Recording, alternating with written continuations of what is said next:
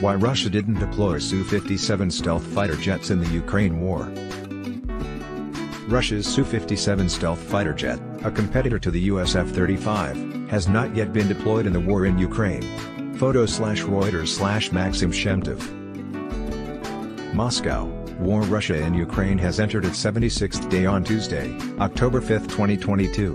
However, Moscow has never deployed its most advanced military aircraft, Su-57 stealth fighter jet, for combat missions.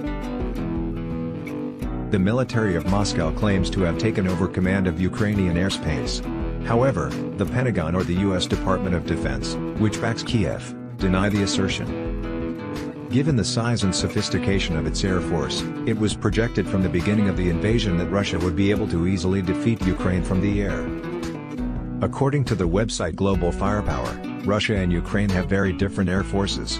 According to reports, Kiev runs 69 fighters while Moscow runs 772.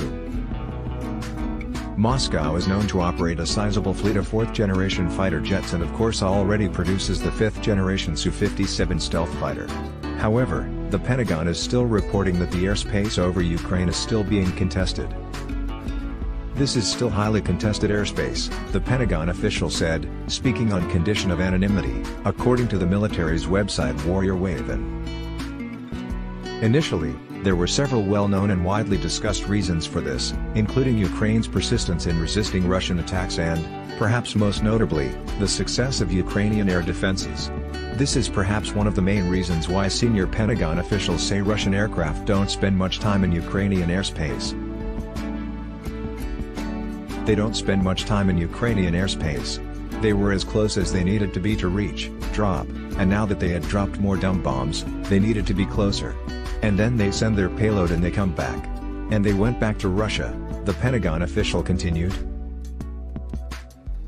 Regardless, the Su-57 deployment offers a valuable opportunity for Russia to test their much-heralded, and much-delayed, 5th-generation platform in real-time combat conditions.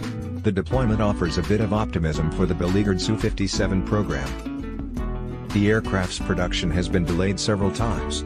The new jet was supposed to make its maiden flight back in 2007, but a series of delays pushed the first flight date back 3 years. At first, the Russians refused to acknowledge that their new jet had a development problem. But finally, in late 2009, the Russians admitted that problems with the engine were causing the delays. By January 2010, the problems had been sufficiently resolved, and the Su-57 made its maiden flight.